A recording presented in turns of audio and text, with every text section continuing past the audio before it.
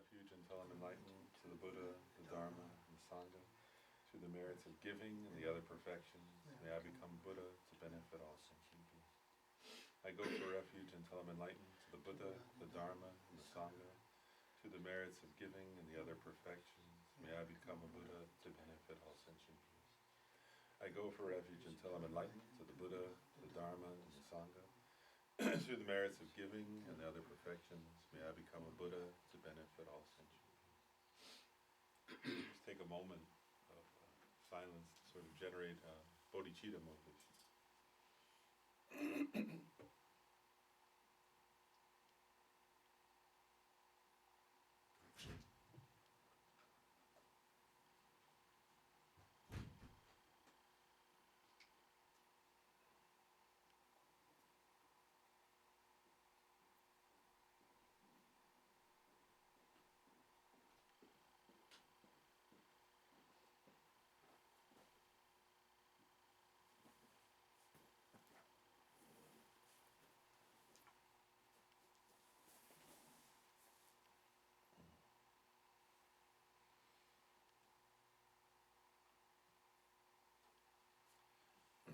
Okay, we'll return to the text.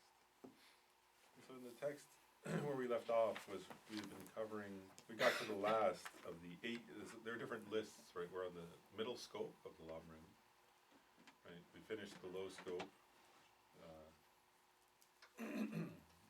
The low scope, remember, which motivates us. Or we could say the practice is in common with the low scope. Actually, that's a better way to say it, right? Because persons of low, middle, or high scope have to do these practices, so they're in common. And those practices are aimed at having a good future rebirth. And now we're on the middle scope of practice, the practices in common with the middle scope, which are practices aimed at generating the wish for liberation from samsara. Sometimes they call it renunciation, or the aspiration to attain liberation.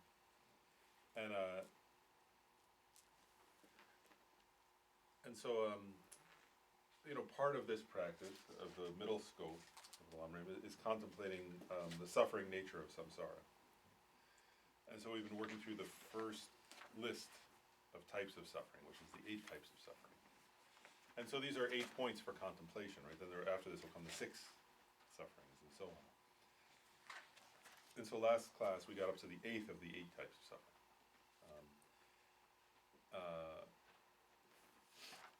Which they call the suffering of, I'll read it here, in brief, the 5 appropriated aggregates are suffering. So it's saying that our 5 aggregates themselves, right, our form, our feelings, our discrimination, our compositional factors, which are other parts of our being, and our consciousness are in the nature of suffering. And so we've been going through the various parts of that, and I said we'd pick up so a subset of this topic were the 3 types of suffering. So I'll just remind you guys what those are. The first is the suffering of suffering. These are another point of contemplation, right? That's embedded in this one. That's often taught by the Lamas. And so I'll just briefly review the first 2, and then I'll focus on the third, because that's where we really left off. So the 3 types of suffering, the first is the suffering of suffering. So that's the kind of suffering we all recognize, right? So that includes physical pain, mental pain, whether it be illness, or injury, or grief, or sorrow. That's the kind that, sometimes say even animals recognize that as suffering. Everybody does. Doesn't take an intellectual sort of analysis to understand that that's suffering. And we all are familiar with that kind of suffering. Then the second kind of suffering, which we covered last time, so I won't go into too much detail, is the suffering of change. And in this context, what that means is that what we ordinarily call happiness, actually, or well-being, is on a more subtle level a kind of suffering. And what they're getting at there is that one way of saying suffering of change is that it doesn't last. Right? And so there's almost like an insecurity to any samsaric well-being.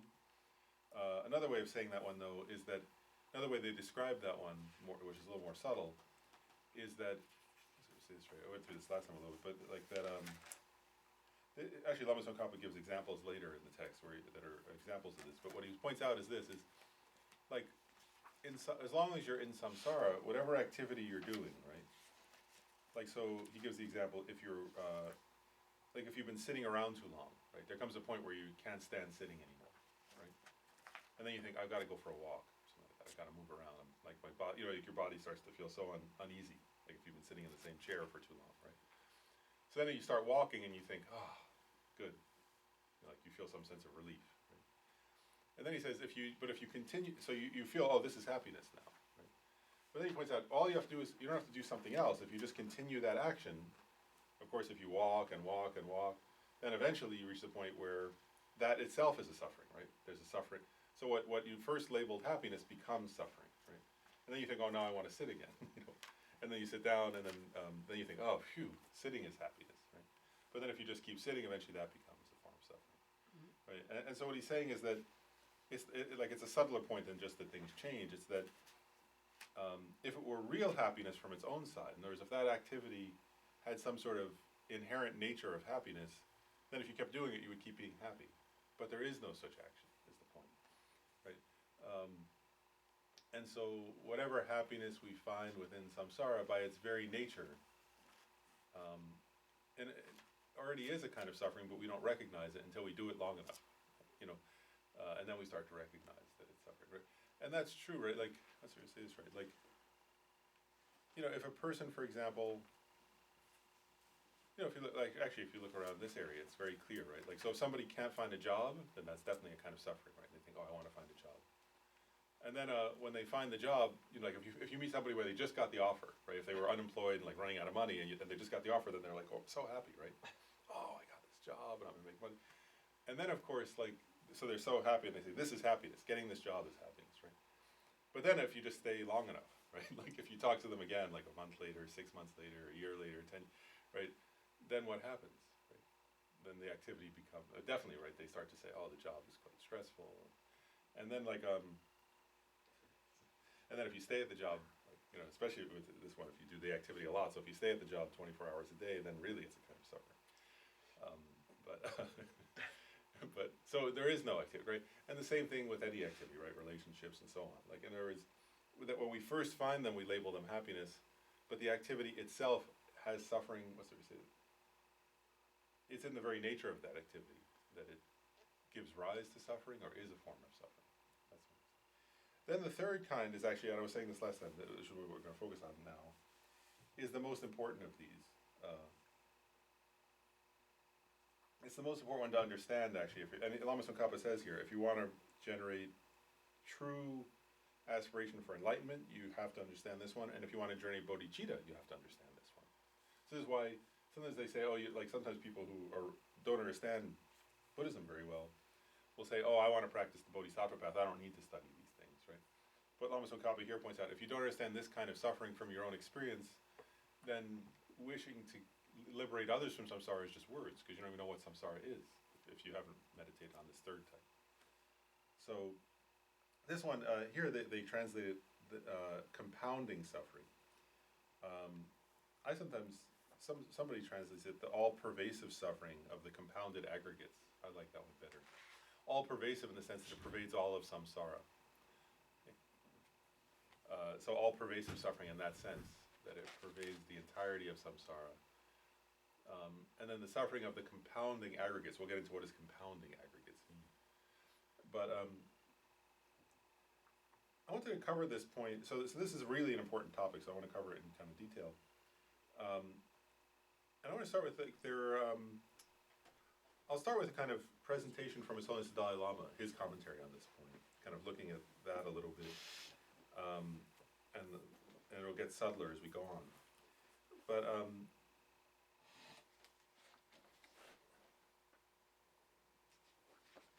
so one point His Holiness the Dalai Lama makes is that I'll go through 3 different points he makes. The first one is about this all-pervasive suffering of the aggregates, right? So it means of our body and mind. Is he points out that having this kind of body and mind, first of all, I should explain this from a Buddhist psychological point of view, is of the 5 aggregates, right? I mentioned just the 5 aggregates, right? Which are what this is talking about. So one of the five aggregates is the aggregate of feeling. And according to Buddhist psychology, the aggregate of feeling is always present. What that means is that, and this feeling in this sense is not like, oh, I feel, like emotional feeling in this sense. That would actually be considered a compositional factor. In this context, feeling is like pleasurable, painful, and neutral. So that all the time there's a feeling tone to our experience, where we're either something seems pleasurable and we're attracted towards it, something seems unpleasant and we're averse to it, or something seems neutral and we don't care and we're sort of neither, right? And what His Holiness here points out is that so that aggregate of feeling is part of the five aggregates, and is always present with us, even in our dreams, right? We have sort of pleasant dream, unpleasant dream, or sometimes you wake up and you say, I don't know, I had a dream, but it didn't mean anything, or it didn't feel like anything. And the same thing, sometimes we're just, like sometimes you see a scene, like you're walking around now, you see the leaves, right? You might think, oh wow, that's really pretty, right? So then you have that feeling of pleasure, right? Then sometimes you'll see some very unpleasant scene, right? And then you have aversion. And a lot of times if you walk around, you just feel neutral, right? There's no emotional, there's not attraction or aversion, there's not a pleasure or unpleasant, it's a sort of neutral feeling. So what His Holiness points out, the first point he makes about the all-pervasive suffering of the compounded aggregates, is he says, if you analyze that aggregate of feeling, which is always present, right? So he's making a subtle point here about, from a Buddhist psychological point of view. He says, first of all, the suffering, the sort of suffering, unpleasant feeling is obviously a kind of suffering, right? So whenever we even feel a little bit like, oh, disgusted or averse or annoyed or any kind of unpleasant feeling, obviously that's a kind of suffering, right? So when he points out, why is it all pervasive? So he says, though the feeling aggregate's always present. Whenever you have an unpleasant feeling, that's clearly suffering. Then he says, when you have a pleasant feeling, well, we already covered this, right? That's the suffering of change.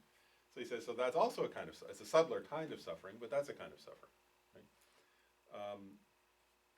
And then, let's see if I say this right, the neutral feeling also is a kind of suffering, right? So in other words, if the pleasant feeling is a kind of suffering, then obviously the neutral feeling is, right?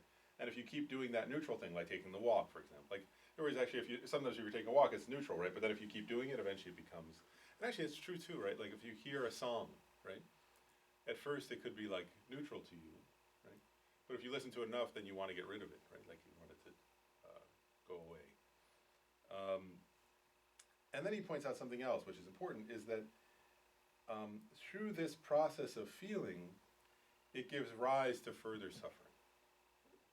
And what that means is, right, if you think of our own process, right, it's always there, right? So when we're having these pleasant feelings, right, then we grasp at them and want more of them, and that compounds our suffering.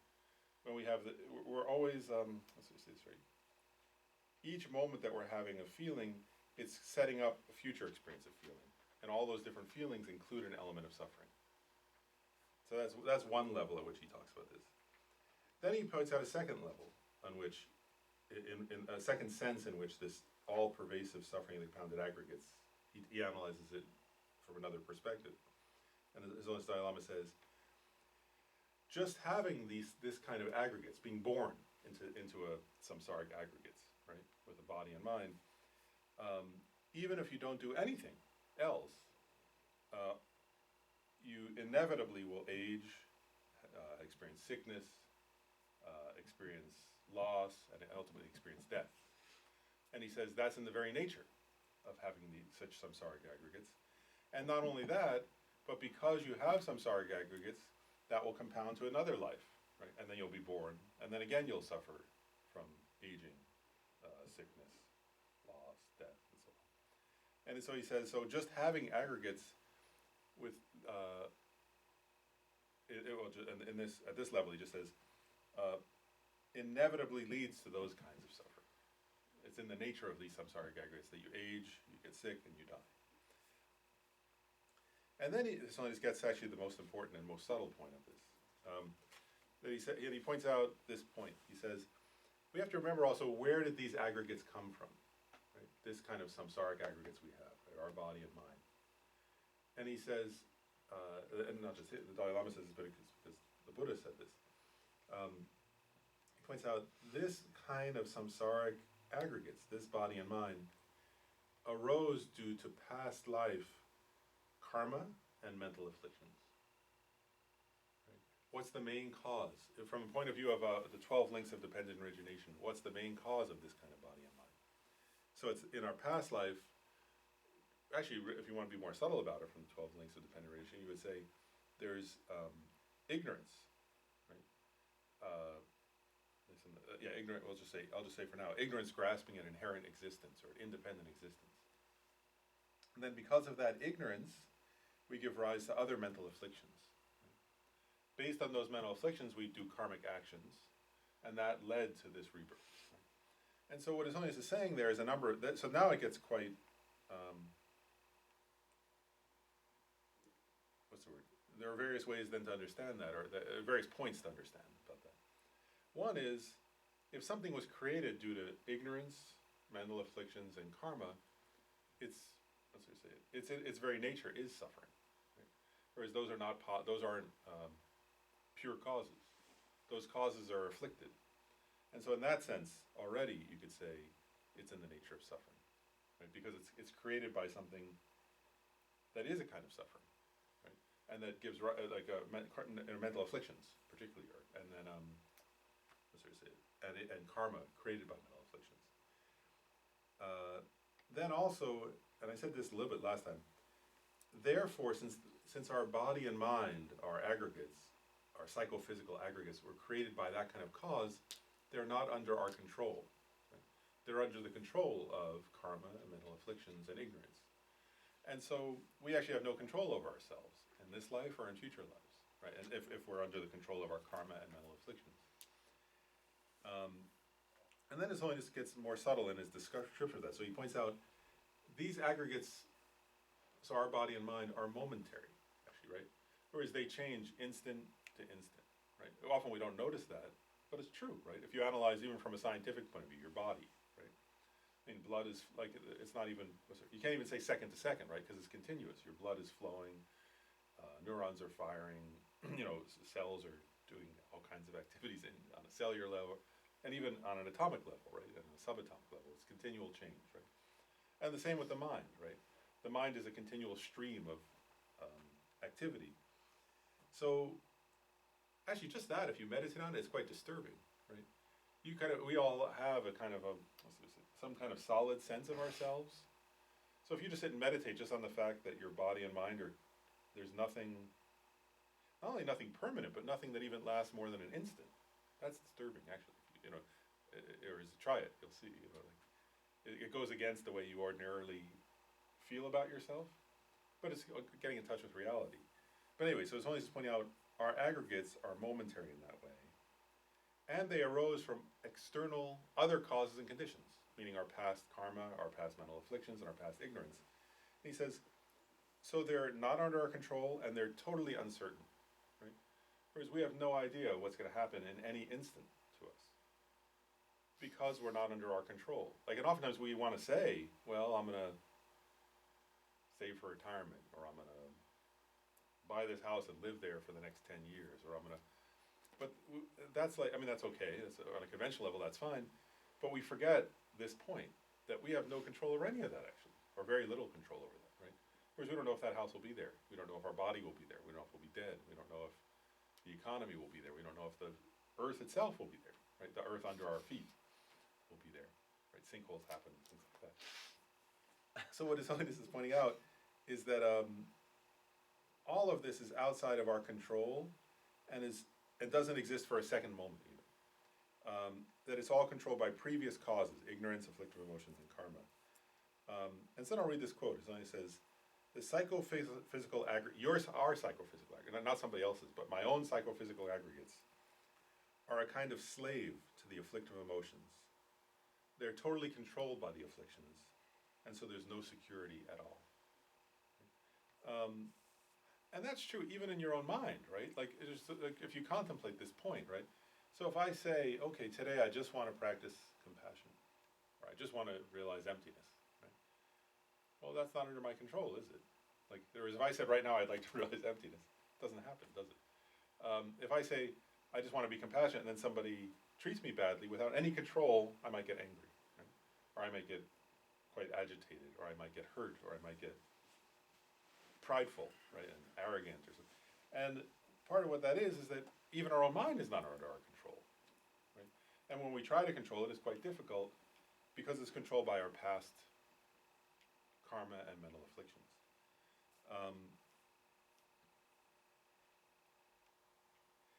And so part of what this is getting at is that in our past life, right, there was ignorance, afflictive emotions, and karma. That gave rise to these aggregates, right, this body and mind.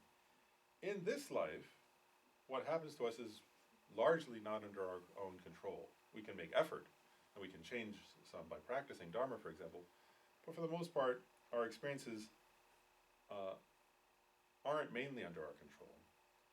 And the remember I said the all-pervasive suffering of the compounding aggregates.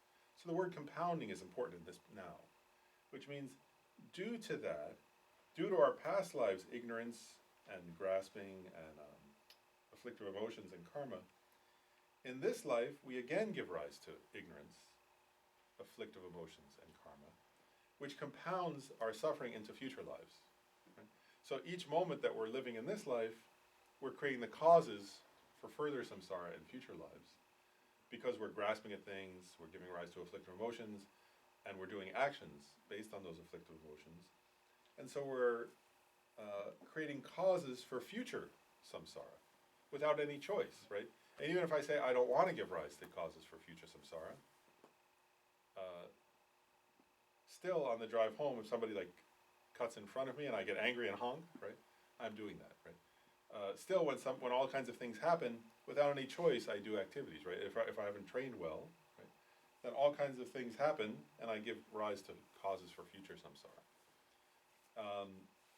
And so, I'll read one more quote. This is a quote from Geshe Sopa. The potential for future suffering is embedded in each moment. The very condition of being born into samsara means your psychophysical aggregates were the results of karma and mental afflictions, and are therefore a seedbed of future suffering experiences. So that's interesting, right? Whereas what Geshe Sopa there is pointing out is, in the past we were not under any, we didn't have we weren't under our own control. In the present, we're not under our control, and and our future is not under our control because we're doing all kinds of. It's like a seedbed, right? That's what I say, right? Like, and what he's getting at is like it's a seedbed filled with the seeds of weeds, right? That are going to sprout, right, when the conditions are appropriate for that to sprout. And so the idea, and this is, so I sometimes call, when I meditate on this one, I sometimes think this is almost like an existential form. The other kinds of suffering are situational, right? Like the suffering of suffering, right? Oh, I have a headache today. Or, oh, I worked hard and now I have a headache, or I have a stress neck ache, or, right, whatever. Or I banged my toe and now my toe hurts or something, right? Even the suffering of change is situational, right? I'm walking, then I'm sitting, or I'm eating, and then I haven't eaten and I'm hungry, then I'm eating and I'm too full, whatever. That's situational. This one is almost like, I sometimes would say it's an existential form of suffering. It's not situational, it pervades all situations, right? And it's this sense of being controlled by afflicted causes, and without our, and so like, I like that phrase that Geshe Sopa uses, a seedbed for future suffering, right? So not only are we suffering now, but our very body and mind are a seedbed giving rise to causes of future suffering. And so the idea here is if you meditate on this kind of suffering, right, then you start to understand what samsara really is. Does that make sense?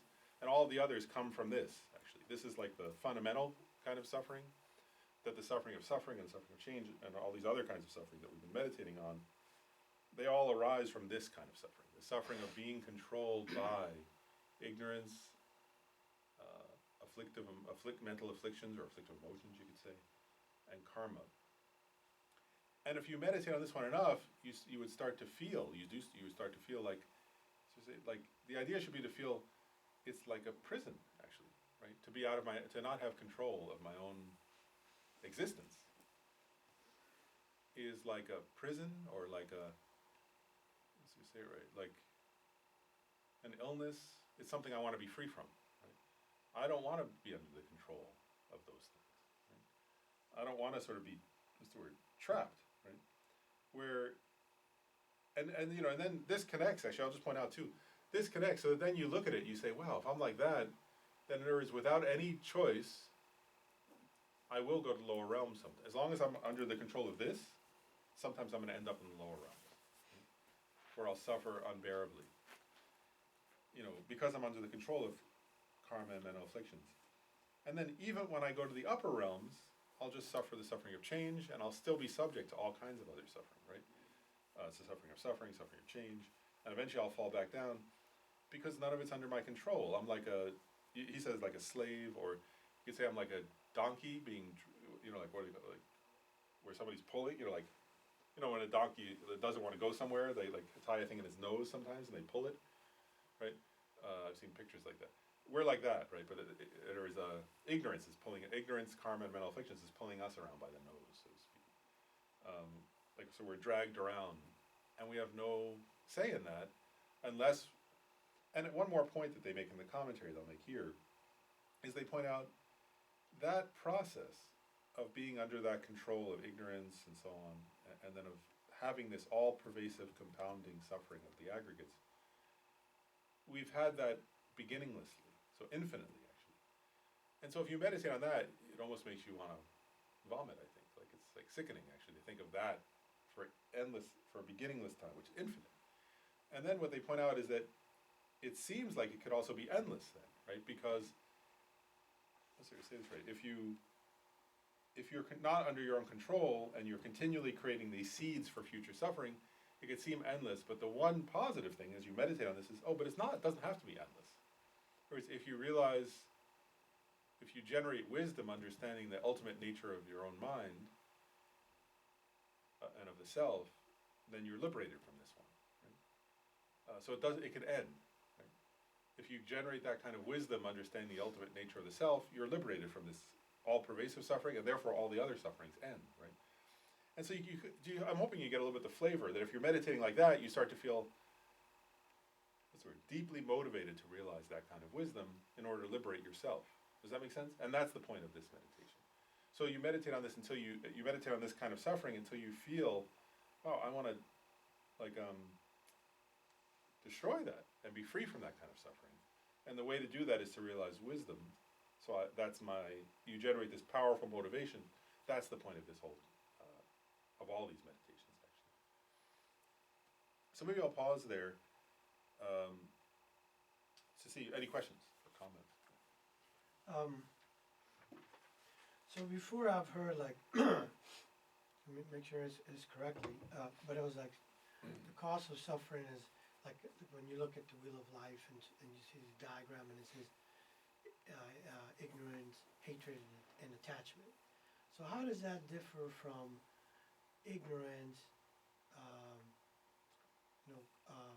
karma, like the three ones that you're saying? What's the difference? So actually, if you look at that, we have a diagram here of the wheel of life. I think I have it at my house actually. But hold on one second.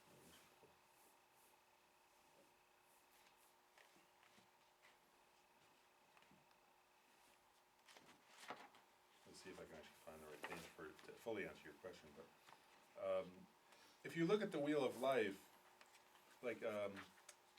actually ignorant, this is the way, to answer your question first of all, at the hub of the wheel of life you're describing right there's the, like a pig, a snake, and a rooster that symbolize those three mental afflictions. And so the idea there is that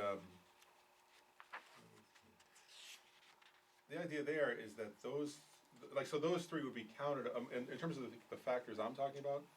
Those would be mental afflictions, right? Which is one of ignorance is one of the mental. Actually, and there are different philosophical schools differ slightly on whether ignorance is how they categorize ignorance. But in the Prasangika Madhyamaka school, ignorance is considered a mental affliction. So from a Prasangika Madhyamaka view, you would say all three of those are mental afflictions. And so those are the hub in the sense that as long as you have those, you're not under your own control, you're under the control of samsara. But then if you look on the outer part, where they, of the same wheel of life, where they do the 12 links of dependent origination, right? So the first of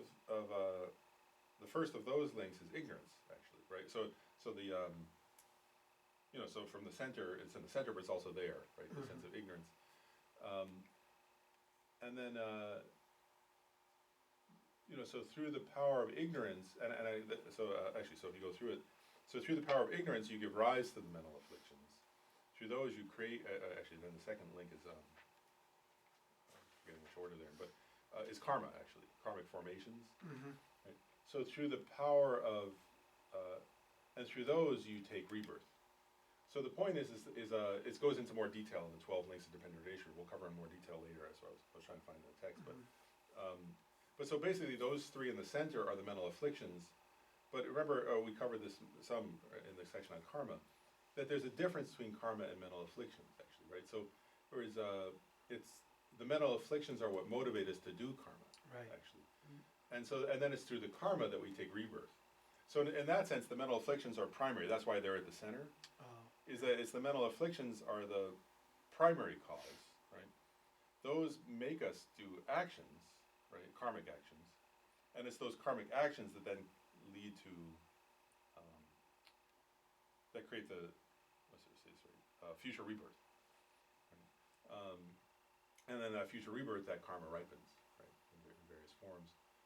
So does that make sense? The relationship between these things. So like, so the mental afflictions themselves are a kind of suffering, right? Are both a suffering and are a cause of suffering. But it's when they motivate us to do karmic actions that they compound us into future aggregates.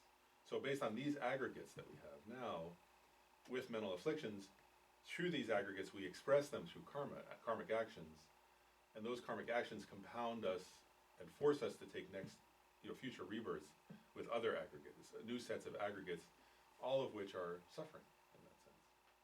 So does that make sense or no?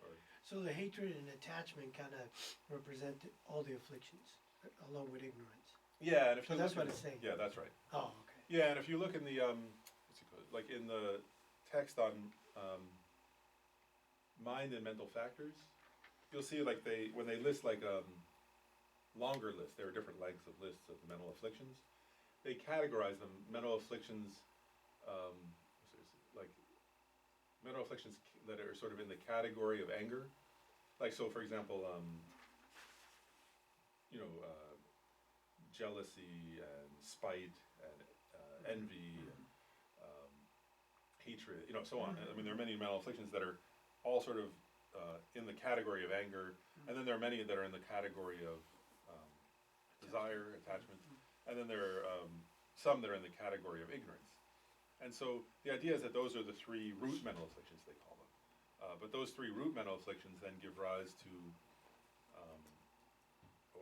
many other mental afflictions, but that are all sort of related back to those three roots. And so you can actually, like, they sometimes say any mental affliction can be categorized as sort of, you could say like a kind of a subcategory or an expression of, or arising through the power of anger, desire, or ignorance. So in that sense, yeah, those three represent all the mental afflictions, or the root. That's why they call them the root mental afflictions. It's like, so the root is like the sort of the thing that sustains something, but then through that root you can give rise to all like the leaves and the flowers and the branches and all that.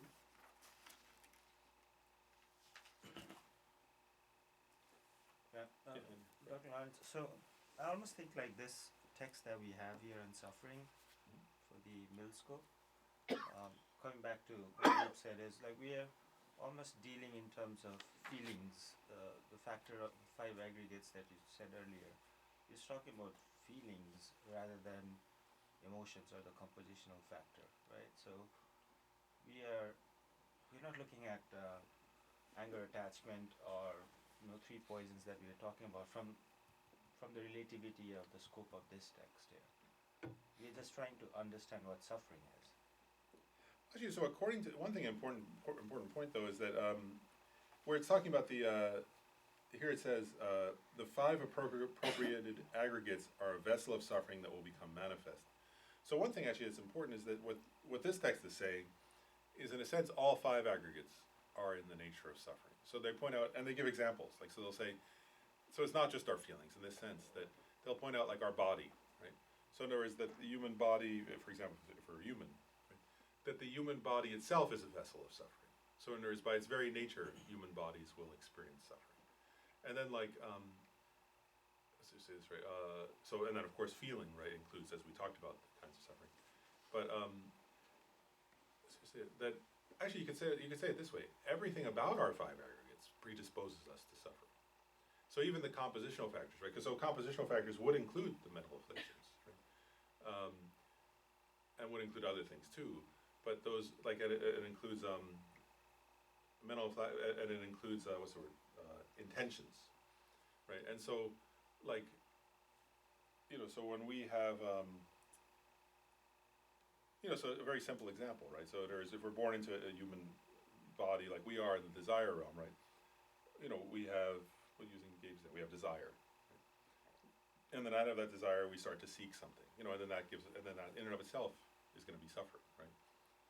Either we won't get what we seek, which is a kind of suffering, we will get what we seek, which is a different kind of suffering, and so on. The process of trying to get what we seek will be, so all of the five aggregates, what they're saying here is like, to use a, they say a vessel, I'm gonna use a metaphor for a second. Yeah. In a sense, all the five aggregates are like a toilet, in a way. Right. You know, that kind of vessel, in a Right. way. In other words, suffering is gonna fall into them, you know, so to speak. Does that make sense?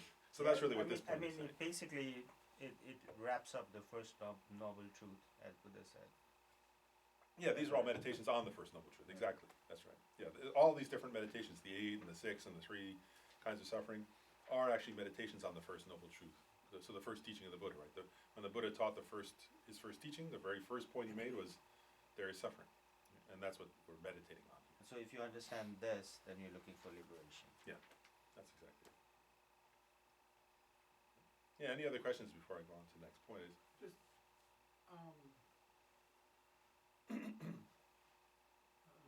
with the, people hold high standard for like greed as wealth, or attachment as wealth, and for anger, it's violence in support of self-protection. What would be the high standard or the ideal for ignorance? I mean, nobody says, let's be ignorant, that's a great thing to do. Oh, that's interesting. That's interesting. Like, Does that make sense, my question? well, say, you mean like the high standard, say a little more just what you mean by. Each one of these things people treat it as a virtue. You know, anger is not a family value or whatever. Greed brings you wealth, and hatred brings you what? Protection or security. Ignorance, what would that bring you? I guess actually what you made me think of is that phrase that Buddhism actually would totally disagree with, you know, is that phrase, ignorance is bliss. Like, it made me think of that phrase, you know, which of course from a Buddhist point of view, that's the exact, wisdom is bliss according to Buddhism, so it's the exact opposite. But that sense of, I guess that would be using what you're saying, I think that would be it. Some version, you know, some people have that idea, like, well, if I just don't have to know anything, then I'll be okay, or something like, you know, I don't want to hear about it kind of thing.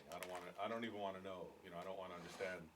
Which actually there is a lot of, isn't there, in the world? Like, sort of, you know, where people are sort of, yeah, that idea of ignorance is bliss, or this idea of like, you know, like, hiding your head in the sand, that kind of idea, you know, like that whole, so like that, which of course Buddhism says is a cause of suffering, right? Not knowing, and sort of not analyzing and not investigating is a cause, or leads us to further suffering. Because from a Buddhist point of view, the more we understand reality, the better off we are. But so this idea, I think the worldly idea would be the opposite of that, like the one you were saying, like how greed would be, you know, having, I think it would be that, it would be sort of like, you know, like people want to sort of insulate themselves and just not know. And what this is saying is that's not, I mean, I think that would be the opposite of that. That's at least my thought. But does that make sense, or do you, Yes, what do you it think? does. Dr. Lauren, I almost think like the big ignorance would be the highest form, obviously, the rebirth. Say again? I mean, to answer that question, I would think the big ignorance, not the ignorance, would be the highest form of ignorance. On a subtle level, I would say wrong views. Oh yeah. I mean, that's the cause for your rebirth anyways, right? Yeah, well, and wrong views is a heavy negative karma, according to, like, the 10 non-virtues, right, that whole one we went through of, the ignorance of wrong views is a cause of a lot of suffering. That's something that he said, but I was thinking, trying to think about, like, kind of put it in the perspective he was saying. It was like sometimes people don't want to, they don't like thinking about death. They're like death. They're like, oh, yeah, I don't want to talk about it. It's like they're put off by it. So that would be like something like ignorance. Like you really are like, ignorance is bliss. Like you don't even want to think about what's going to happen, but I don't know. Right. Well, and then you see actually in life even what happens, right? And then people do that, and then once they say right, then like somebody who they really love dies, or they get sick and they're not prepared and they don't have any, and then like they suffer more. Yeah, so that means exactly. But the suffering is even worse because they didn't prepare their mind in some way. Does somebody else have it? So I'll just go on to the next point here, which is he's just still elaborating on, Lama Tsongkhapa is elaborating on what we've already been talking about. So he says, independence upon taking these appropriated aggregates, right, this body and mind, the sufferings of the next rebirth are induced, and onward are induced, right? And so he's pointing this point out, right, which we sometimes don't think about, but he's saying we should think about it if we want to understand the nature of suffering and the Buddha's teachings. In that sense, is that right? It's what I've already been saying. That independence upon these aggregates, like we took these aggregates due to our past lives, karma, and even as we're just by living our life in a normal way, the sufferings of our next rebirth are being induced, right? So in other words, unless we're meditating on the path in order to achieve liberation, just going around doing what we do, we're creating the causes for future life suffering. And Lama Tsongkhapa often emphasizes this point, which is the Buddha's point, is what the Buddha was saying, right? Otherwise, why did the Buddha, if you think, I just want to make a quick point here. Why, the Buddha was a prince, right? He was set up to be a king, right? And so, like, from a worldly perspective at that time in that culture, he had every opportunity for pleasant experiences, more than anybody else, being a prince, right? Being a prince of a kingdom. But this is part of what he saw. In other words, what he recognized was like, first of all, even in this life, even being a prince, you get sick, you get old, and you die, right? And then by just living the normal life of a prince, I'm creating the cause for future lives to just go on, right? And I won't always be a prince, especially if I'm a somewhat arrogant prince. Next time I'll be some other, a much worse experience. I remember, I'll say a very brief example. I remember once I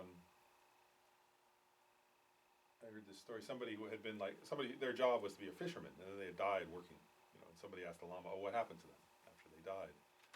And the Lama said, "Oh, they took rebirth as a fish, then they died as a fish, and now they're in hell realm." And they were just doing their job, right? Their job was killing fish.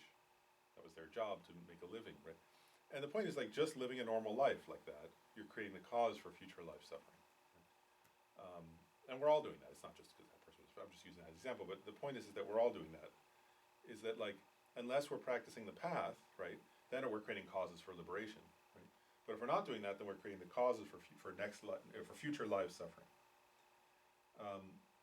Then Lama Tsongkhapa says, and these are points we've kind of covered, the aggregates, right, so our body and mind, that have already been established, right? So we already have a body and mind. We were born, or reborn. We are born, right? Become the basis of illness, aging, and so forth, which depend upon them. Right? So like all those experiences, Lama Tsongkhapa sometimes points this out, which I think is funny, is he says, he points out, like, when we have suffering, like, we sometimes say, why me, right? Or why did this happen? And sometimes we want to blame somebody else. And he says, because we have a body and mind, right? Like, whereas it's because you were born in this kind of body. Suffering was never, like Shanti Deva says, if somebody hits you, right, with a stick, he says, well, is the suffering dependent on the other person or the stick, or is it dependent on that you have a body that can be hit, right? You also have to have a suffering, samsaric aggregates, or you can't suffer, right? Where does illness come from, right? You could say, well, it comes from viruses or bacteria or things like that. But it also comes from having a body that's in the nature of a kind of, a body that's, by its very nature, will get sick, right, and is subject to those kinds of things. and that's the nature of this kind of body, of the samsaric body, and so on. You know, and why do we get, what's the word, grief and despair and sorrow and so on? It's because we have, you know, a samsaric consciousness, right? A samsaric mind, right? It's in the very nature, and it's not to blame us, it's just saying that's the nature of this kind of mind, right? If you're born in samsara and you have a kind of, you know, Buddhas don't have that experience, right? Even Arya Bodhisattvas don't have that experience. Arhats and Pratyeka Buddhas don't have that experience. But we do because we have these kind of aggregates, right? Meaning the aggregates are not just your body, they're also your mind. Then he says, the aggregates give rise to the two types of suffering due to their relationship with negative tendencies of the two, meaning their tendency, and that means, what he's saying there is the two negative tendencies are karma and mental afflictions. And so that these aggregate, right, we talked about this a little before, that, you know, when we were talking about the suffering of birth, right, that just being born into this kind of life, we're predisposed to doing negative karma and to having mental afflictions, right? And even if like somebody says, I don't want to get angry anymore, it's not so easy, is it? Even if somebody says like, oh, I don't want to, you know, we call this the desire realm, right? So if you say, oh, I'd like to be free from all desire, well, it's not so easy because you were born in the desire realm, right? And everybody, like the environment and this kind of body interact in a way where there's a compulsion towards desire. Right? It can be overcome through Dharma practice, but it's not easy because of what he's saying here. Your body was created by the force of those things, right? Your mind was created by the force of past lives of having that. And so it will take effort to overcome that because it's it's like woven into our DNA, so to speak. There's a metaphor there, but well, it is though too, right? Because we're in this kind of realm, and that can be overcome. But he's acknowledging that's a kind of suffering, right? That we're born in this way where that is our tendency, or it arises. You could say naturally, right? But arises naturally doesn't mean it's in our ultimate nature. It just means we were born into a body and mind where where those things are what happen if you don't practice the path. Okay, you got a comment or a No, that made me think about the formulas realms. So even if you're in the formulas realm, there's still be suffering. Yeah. Just make a comment there. Well, one thing they point out about the formless realms, which is interesting, in the commenting on this whole point, you know, because the formless realms are the realms that have the least suffering in samsara, the least the least suffering of suffering, right? And what they point out there, though, is that you're still not under your own control, actually, right? In other words, like they sometimes say, the way somebody gets to the formless realm is through in their past life they meditated on, let's say, nothingness or space or something like that, right? And they achieved calm abiding, and they kept meditating on that, right? And so the force of that, right? But they were meditating on that under the control of ignorance, still, right? Which is a mental affliction, and they were sort of. They say actually that one way you get to the formless realm is that you abandon attachment to anything below that realm, right? In your meditation, so you're meditating and you're meditating on one of those topics, right? Like infinite space or something. Not emptiness, but infinite space, let's say, right? And you let go of attachment to everything else, right? And so you just absorb your mind completely in that. That's like, but you're still under the control then of, one is of ignorance, and the other is a kind of subtle grasping at infinite space, right? And due to that, it's a positive karmic action in the sense that, but they give an analogy, it's like throwing a ball up in the air, right? Without any choice, the ball will fall down. And so they're still not under their own control, actually, right? They're still under the control of their past ignorance, afflictive emotions, and karma, and they still have the seeds of that there, which they can't get rid of, actually.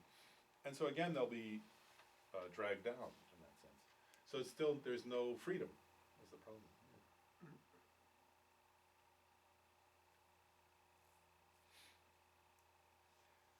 And then Lama Tsongkhapa here says, due to the mere establishment of these, he says, the mere establishment of these appropriate aggregates, that just means birth, right? We were born. They arise in the nature of compounding suffering. for all compounded phenomena are under the control of other previous karma and mental afflictions are compounding suffering, right? So that's what we were just talking about. Whereas he's saying there, our birth was created due to previous karma and mental afflictions, and it's just like what Geshe Sopa, he called it the seedbed of future suffering experiences, right? So that's what Lama Tsongkhapa is saying here, is that just existing in this way and not practicing the path to liberation, if we do that, we're compounding our own suffering, right? So that's that word compounding. Like it means like adding to, right? We're adding up more. We're adding to like the store of suffering unless we practice the path. And then Lama Tsongkhapa makes an important point, which was what I was saying earlier. He says, if no genuine disenchantment, and look, that's an interesting word choice, isn't it? Genuine disenchantment, right? Because he's implying we're enchanted, right? Like, and enchanted is a good word, isn't it? Because like somebody who's enchanted, like if you see a movie where somebody's like enchanted by an illusion, right? It means they're like under the power of that illusion, right? But it's an illusion, right? And you know, like in the movies, when you see somebody like where they like see some apparition and they say, oh, like they're gonna follow it, right? Like if you're watching the movie, you say, no, don't listen, like don't go after that. You're gonna suffer, right? What, in a way, I think that I just like this phrase, right? Because what he's getting at is that he's looking at us. The Buddhas are looking at us like that, right? As if we're the character in a movie who's like enchanted by some illusion, right? And they're saying, wake up, don't follow that, you're gonna suffer, right? So we're enchanted, right? Or illusion, disenchantment, or disillusioned, right? Like I like, because disillusion means you have to let go of the illusion, right? Disenchanted means you have to let go of the enchantment, right? And he's saying genuine, right? So he's saying it's not enough just to intellectually say, oh, it's the nature of samsara or something like that. He's saying genuine in the sense that it has to be visceral and experiential, which only comes through meditation. So he's saying, if no genuine disenchantment develops towards cyclic existence, I mean towards samsara, right? And now you're understanding samsara isn't something else, it's your own aggregates, right? It's this kind of body and mind controlled by karma and afflictions. So if no genuine disenchantment develops towards cyclic existence, which is in the nature of the appropriate aggregates, right, of this body and mind, there is no way a genuine mind striving for liberation will develop. And great compassion with sentient beings wandering in cyclic existence can never develop either. Therefore, these considerations are extremely important whichever vehicle you enter, Mahayana or Hinayana.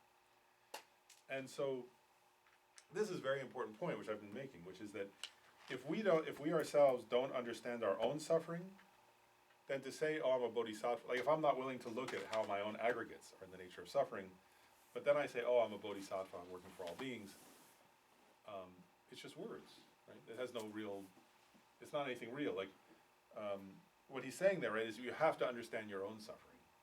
Then you can empathize with the actual experience of suffering of others. And so, if you know, whether you want to generate renunciation, striving for your own liberation, or you want to generate bodhicitta, if you don't face these kinds of suffering, you don't meditate on them, whether it's your renunciation or your compassion will just be words. Actually, that's really kind of what he's saying there. Yeah, but did you actually have to reach that level of awareness, or can you help others while you're in the process?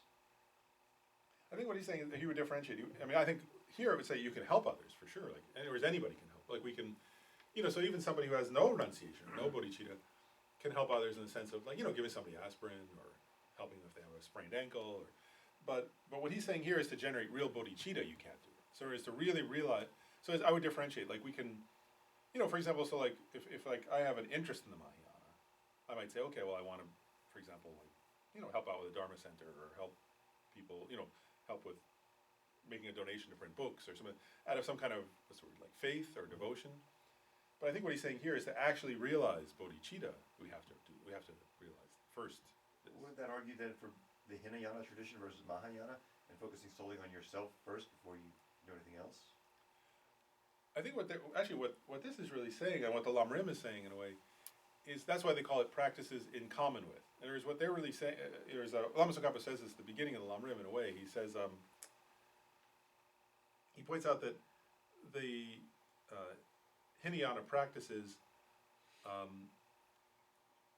have to be practiced by a Mahayanists. Actually, like in other words, that there's no way to really practice Mahayana if we aren't grounded in the practices of the Hinayana And so that's what he calls them in common with. And so he says, what he says is like, even as if you're strongly inclined towards the Mahayana, then even like, so for example, let's say we're going to meditate, like if you're going to, let's say I'm at home and I'm going to meditate on this topic of the 8 types of suffering. What you say is, now at this point, if I've not really realized these, I haven't realized bodhicitta then, right?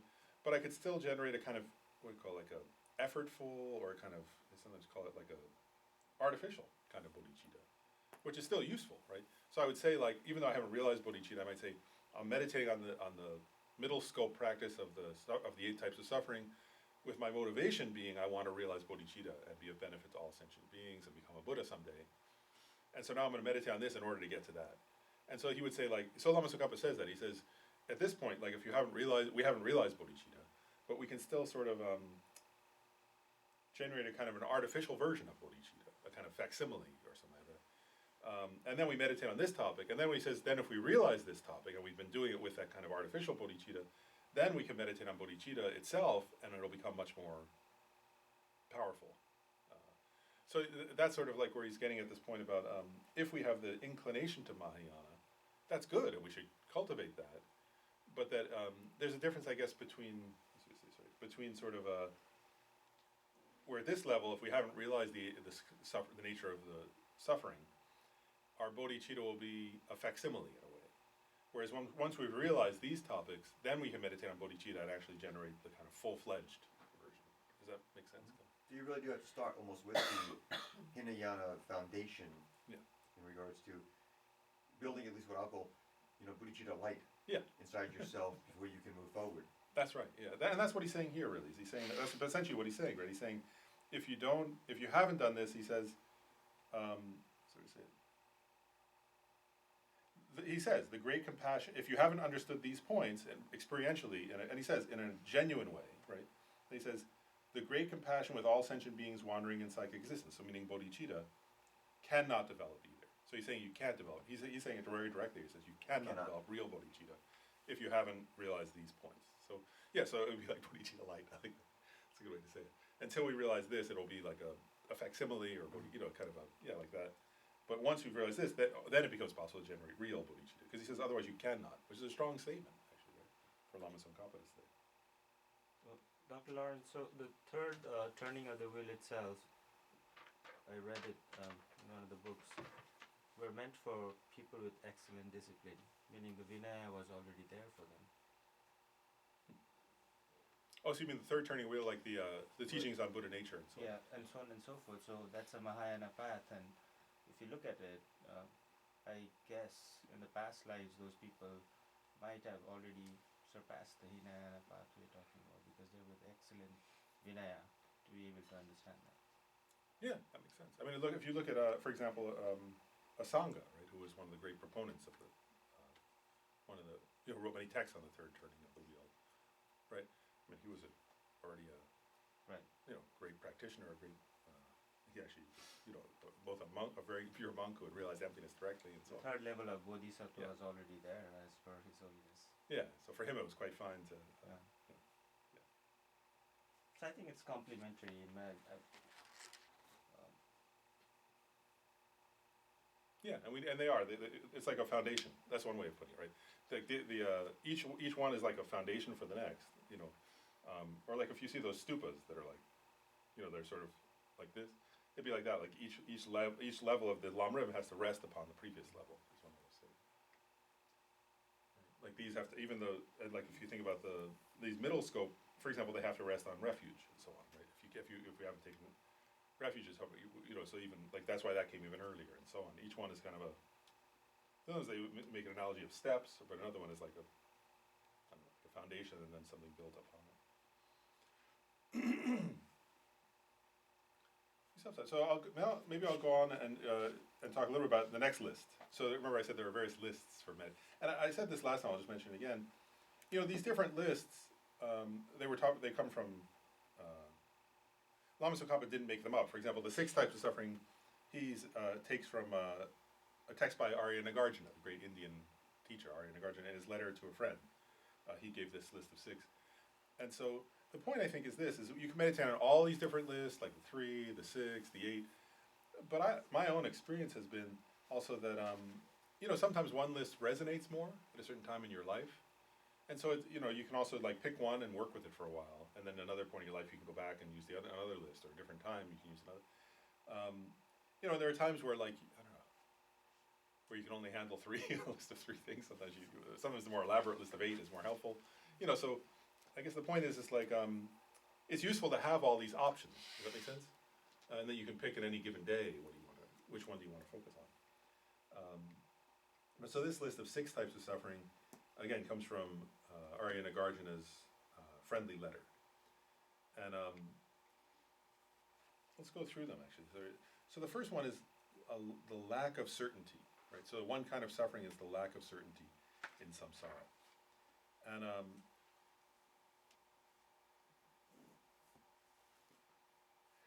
say a little bit about what that means. Like,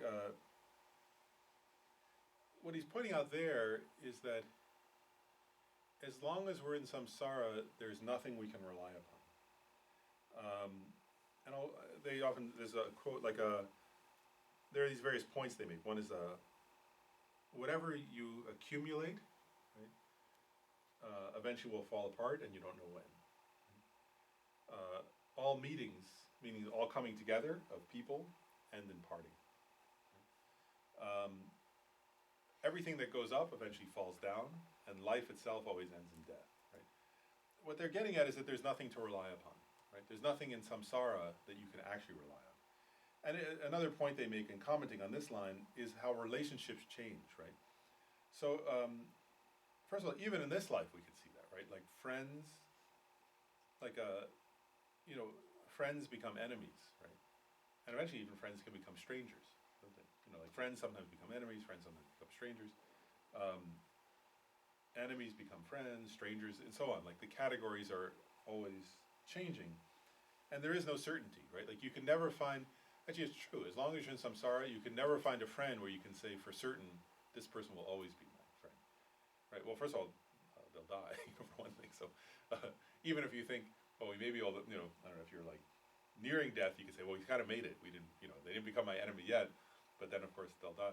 And then they point out, of course, in future lives, you don't know what they'll be. And there are some stories, I won't go into detail, but there are some funny stories they tell in the Lam Rim text about this point where they, great Buddhist masters could see past and future lives, and they would see somebody, I can't remember the details of that one. There was one famous story where, the person's loved one had taken rebirth as Fish. this one was I think of the child of their enemy or something. There's all kinds of stories where the person you really love, then they take rebirth as the child of your enemy, then you don't like them, then because they're the child of your enemy, and then your enemy could die and take rebirth as your dog, and then you love your dog and you're hugging it. You don't realize that was my enemy. I couldn't stand when they were in their human body, but now I love my pet. And so there are all these stories like that where they would say there's really no certainty in samsara. In other words, things change in ways you can't imagine. And actually, it's weird, because if you think of it, just in this life, that's true, isn't it?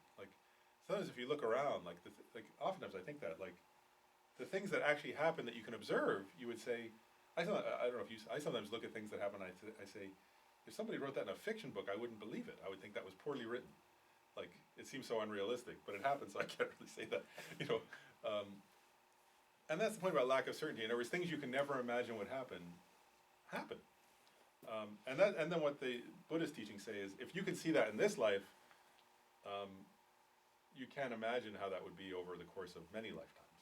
How much, in other words, if things can change that much in the course of 50 years or 100 years of this life, then imagine what happens when people are switching bodies, and so on. The changes. And so their point is that lack of certainty. So you can't rely upon, you can't be certain of friends, of wealth, of status, right? And this one of lack of certainty, they also, there are many points about that, right? We can't predict what's going to happen. So there's nothing to rely upon in that sense. And that's actually true, isn't it? If you contemplate it for a while, it's easy to see that that's true. Second point, the second of these 6 types of suffering is, here it says, insatiability or lack of satisfaction. And that, there are a few different ways to talk about that one and to contemplate it. One point is that we can observe in our own experience is you check, right? the more you yourself or people you know have of something, an experience or something, like, actually it's interesting, is anyone ever satisfied? Like for long, right? Like, in other words, and actually if you look at like, for example, wealth, right? Like, if you go somewhere where people have, like, where the most somebody has is $20, right? There are places like, I've been places like that, right? Where you're part of the world where like $20 would be like humongous wealth to the person, right? Then everybody wants $20, right? If everybody has $20, then everybody wants 40, right? If everybody has 40, and then you go like to Northern Virginia, right? And people are making, quite good living oftentimes, and everybody wants more, right? And if they don't want more money, then they want more of something related to money, but even, it's true, isn't it? I mean, even billionaires aren't satisfied. Right? Nobody's satisfied. And they point out, like, and they give many examples of this. Like, so if you had a great meal, like, do you think, oh, now I'm done with eating. I'm satisfied, I don't need to eat it. And they give examples, and actually monks are teaching this, and they give examples of sex, right? They say, so people have like a really good sexual experience, and they think, okay, great, now I'm totally satisfied. Like, that's not how samsara works, right? So in other words, and they point out actually the more you have of something, oftentimes the more you want, actually. And that's just the nature of samsara, actually. And then, so one way is you can look at it in this life, right? If you look at yourself and other people, like, and actually you can even see, like, where there are times where if you think, earlier in your life you might have thought, oh, if I have this, then I'll be satisfied, right? And then you achieve that, and then check, well, how long was I satisfied for, right? Oh, if I get this job, then I'll be satisfied, right? But then if you check, well, how long did the satisfaction last, and when did I start wanting something else? Like, then like, the person might say, oh, I want this job, then I want that job, then I want this job, then they say, now I want to retire, right?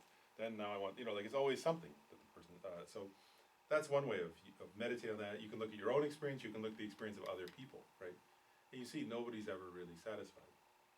Another way of viewing that one, and actually this one's even more disturbing in a way, is the insatiability over lifetimes. And there what they're pointing out is since we've had, according to Buddhism, right, beginningless past lives, right? So it's endless, right? So they say, actually you can think that, I'll just pause, like you can think that even in this life, if you were to meditate on like how much food have you eaten in this life from the moment you were born to now, like it's disgusting, right? If you imagine it all piled up in one pile, like it's really gross actually, right? Like, or if you imagine like all the stuff you've drank, like so whether it's like milk or water or beer or like, and if you imagine it all poured together, like it would be a very large probably lake, right? Like, and it would be disgusting to look at, And then they say, then they point out, and the Buddhist teachers say, well then imagine over infinite past lives, right? And they say like the food you've eaten would, like this earth, it would be bigger, like actually it would be, if you take like the sun, and then like you were to go out like to the whole, not just the earth, but like all the space, like if you were to think of the orbits, right? Like between the center of the sun and the earth, it wouldn't begin to fill up. Like you could fill all that with what you've eaten and it wouldn't begin to fill. Like, here's because it's beginningless samsaric lifetimes, right? So like you would say you've eaten, like, if you were to say all the cake you've eaten, like it would be like, infinite or something. And then they say, and they have a metaphor, they say, and the milk you've drank, the Pacific Ocean wouldn't be big enough to hold it, right? Like, and still we're not satisfied is the point, right? And we always want something else, And they point out like, we've been, they say in past lives, the point is if you believe in, all these, teachings on past lives, right? That you've been to the God realm many times, right? And so like they say these things like, you've had divine nectar over and over again, and you've sported with goddesses and gods and all these kind of things. But we're never satisfied. We always want something, because that's the nature of samsara. And if you think that, then it's like, well, the point is in a way, if you meditate on this, it's not like, the point of this is not self-blame or something like that. It's just to say, it's like to say, is there something better than that, right? Like in other words, because our mind, we're in the desire realm, so we're always wanting something, right? And then it's saying, is there something better to want than more samsaric pleasure, which is actually the nature of the suffering of change. right? That's what it's getting at. So it's not to say, oh, I'm a bad person or something like that. It's to meditate on this and to say, well, if I want to be happy, is there a better way to be happy than that? You see what I'm getting at? So it's not, this is not, I just want to be clear on that, because sometimes people could take this as a kind of self-attack or self-blame. They could do that. The point here is self-compassion, actually. It's to say, it's almost like to be kind to yourself. It actually is a version of being kind to yourself. It's to say to yourself, you know, like, actually, I'll give an example. Like, Halloween's coming up soon, right? And so, like, right, so parents will be doing this, right? We're like the kid, right? So the kid comes home with like many kids are like this, right? They come home with a huge bag of candy, right? And like if nobody were there, right? If they didn't have a parent there, they would just want to eat, like keep eating candy until they felt sick to their stomach, right? It's normal, right? Because they're in the desire realm too. They're samsara. And so what this is saying is like, so what does a kind parent do, right? A kind parent says, oh, you'll feel sick. Don't do that. Like, you know, let's figure out a plan together, right? So in a way, this insatiability point or lack of satisfaction, our job is to be that kind parent to ourselves, or is to say like, now it's not necessarily, it could be candy, or it could be whatever, status or reputation or wealth or relationship or whatever. But it's not to like attack yourself or blame yourself. It's to be the kind parent and to say to yourself, what like, you know, dear, you know that won't. You know you've done that before. Remember that doesn't work. Like you know, and if you want a little bit of candy, fine. But what's really going to make you happy? You know, maybe it would be like liberation from samsara. Maybe it would be wisdom. Maybe it would be the bliss of liberation. Maybe it would be bodhicitta. Maybe it would be like you know there are so many sort of better candies than the Snickers you want to have now. You know, kind of thing, right? And sort of guiding yourself to something that actually will satisfy you. Does that make sense? And I'll make this point also. Again, I think Lama Tsongkhapa says this. He points out because actually, like anything in samsara, right? The more you have it, like you want more, and it continues your grasping. But actually, if you think about meditation on emptiness, right? That has an end. He points that out. He says all other sources of all other things that we seek looking for satisfaction, we don't find satisfaction. Whereas you want more endlessly. But if you meditate on emptiness, it has an end, actually. Because in a way, meditation on emptiness is like, it destroys, you know, you may start like wanting happiness, right? Like I want happiness, so I'm going to meditate on emptiness. But then if you start meditating on emptiness, let's just say it right, it gives you a bliss that has an end point, and where if you realize emptiness, there's nothing else to seek. And so it actually, there's one analogy actually comes from Tantra, but there's an analogy of like a wood-born, like what's it called? What do they call termite or something, right? Like the termite is born from wood, but then destroys the wood itself. Like if a termite's born in the wood and then eats the wood, eventually there's no wood left, right? That meditation on emptiness is like that in a way, right? Even if it starts with a wish, a desire for liberation, eventually it destroys everything, all kinds of suffering. It doesn't destroy existence, and it doesn't destroy consciousness, and it doesn't destroy bodhicitta, but it does destroy all kinds of desire and suffering. So, in a sense, the only thing that satiates is actually meditation on emptiness. Wisdom satiates. Everything else goes on infinitely, actually. Whereas you could keep desiring it infinitely, and you'll never find peace. Yeah. Actually, just the thought of it is so powerful. At times, I felt it. With the thought of insatiability or the thought of emptiness? Emptiness. Yeah. Kind of, it encompasses everything. Just the thought of it. It's the only antidote, actually, to suffering. The third of these six is discarding one's body again and again. So that means, you know, if you stay in samsara, actually, because it's scary, it's actually, again, if you really meditate on these points, like, it should be visceral, and they're actually a little bit, sickening, in a way. Because if you think of, like, it's very disturbing to think of dying, right? Like, if you just think of yourself, oh, I'm going to die, right? And you die, you know, death is not, for the most part, unless you're enlightened or something, or close to it, death is not a fun process, right? Like, if you've been there with people when they're dying, it's painful, right? Like, it's a painful process, emotionally painful and also physically painful. And here what it's pointing out is, you die over and over and over in samsara. That's the nature of samsara, is you keep dying. And they point out, like, the same point as earlier, like, I remember this actually, what's that, many years ago, I read a science fiction book where, like, there was a planet, and the planet was made all of corpses. Actually, our planet is that, in a way. I mean, like, the soil is mostly corpse, right? Like, whether it's a human or animal, or, like, you know, including insect, like, what's our soil from? It's, well, it's also dead plants, right? But there was, like, so, and the point being, I guess the point being that when you meditate on this one, you could actually think, how many dead bodies have I had? You know, from past life. If you were to add them all up, they're infinite, right? Like, I've died an infinite number of times, and I'll keep dying. And if you meditate on that, it's like, what's the word? Like, to keep doing that. If you imagine that you've been dying infinitely in the past lives, and that you'll continue dying infinitely in future lives, if you don't achieve liberation, it makes you start wanting to achieve liberation, is the idea, right? It's like, I don't know.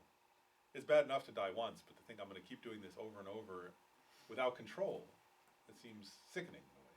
That's the point. Then, not only do you die again and again, but point 4, you'll also be reborn again and again. And again, it's an endless process of taking birth, right? Sometimes you could joke about that one and say, so you'll have to go through middle school again or whatever, you know, like, I'm joking now. But all the things you have to do, right? It's an endless repetition if you don't achieve liberation. That's funny. Does the idea of, like, having to go through middle school an infinite number of times motivate you to achieve liberation? Joke. But to do all these processes over and over. Okay. Then the 5th one, changing from high to low again and again. And that one you can see actually again, like, right, actually it's true, isn't it? I mean, like, again, in this one you can look at it from the point of view of this life, like looking at yourself and other people, or you can look at it from over the course of lifetimes. But I'll start with this life. Like, again, I mean, this high to low relates back to the lack of certainty in a way. You know, they're connected, aren't they? But they point out in the commentary, they point out, for example, like, sorry to say this right, like, there is that, first of all, like, somebody could, like, even in one lifetime, a person can be, like, in poverty, wealthy, and back to poverty. It happens all the time. Right? And then, like, even if you think, oh, I've built up, like, you know, like, I've built up some kind of security, again, with the lack of certainty, there is no certainty, right? Like, so, you know, and if you look at examples in history, right, like, so somebody could be a sort of like a king or a monarch of some kind, a queen, right, and then, you know, a little while later they could be in prison, right, and so on. Happens all the time. And then people in prison end up being king, right, or like, you know, with that one I thought of, you know, South Africa, right, Like dictators. yeah, dictators are in charge of everything, and they end up in prison, and then, what was his name? The first president of South Africa? Mandela, right? He was in prison for years, over 20 years, I think it was. And they end up, what's that? On the island. On the island, right? And they end up being president of his nation. Again, there's no certainty, and like the low end up high, the high end up low. You know, and even if we sort of like, you know, sometimes you think that like if you could somehow consolidate enough wealth that you think you're okay, right? But then like if you look in the world, right, so like you might say, okay, I've consolidated enough wealth, I think I'm okay for the rest of my life. But if you look in the history of the world, currencies sometimes drop out. If a nation ends, you know, if the nation ends, then your currency is useless, right? It's not, it's just a number at that point. There is no certainty, and the bottom drops out over and over again in samsara. And so whatever, you know, like, I was just remembering this. One time when I was working on editing the book by Khensa Rinpoche, this made me laugh. I said to him, I wanted to, I was like editing the book, and I want to include some praise of him that I'd heard from other high lamas, like various great lamas that I'd heard praise him. And I said, is it okay? I want to include those sentences, you know, that I heard other lamas say. I'm just quoting them. Is that all right? And he said, no, it's not okay. And I said, oh, why not? I think it'll be good.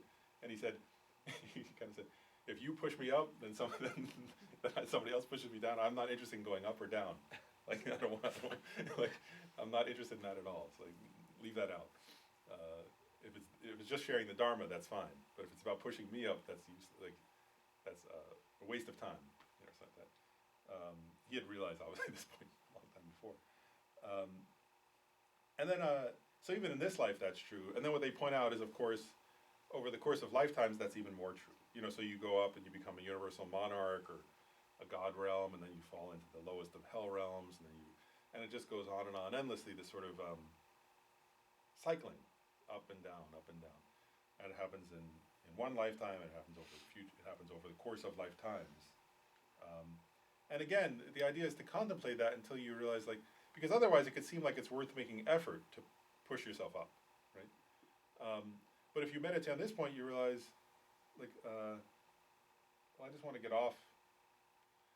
Better than pushing yourself up in a system where you'll always fall back down is to get off that ride or get out of that game. Does that make sense? It'd be a bit like that, right? If there was a game where people were hurting each other, smashing each other with sticks or something, whatever. It's well, occasionally I may win that game, then I'm going to lose that game. Better is to not play that game, and that's what this is saying is, if you realize even if I win, then I'm going to lose. I'd rather not play that game. And the way to get off this game is to realize wisdom. And then the sixth one, the last of these six, is the lack of companions, is the way they say it. But what that's getting at is that as long as we're in samsara ultimately, and in a kind of fundamental way or an existential way or basic way, we're alone. And sometimes they point out, first of all,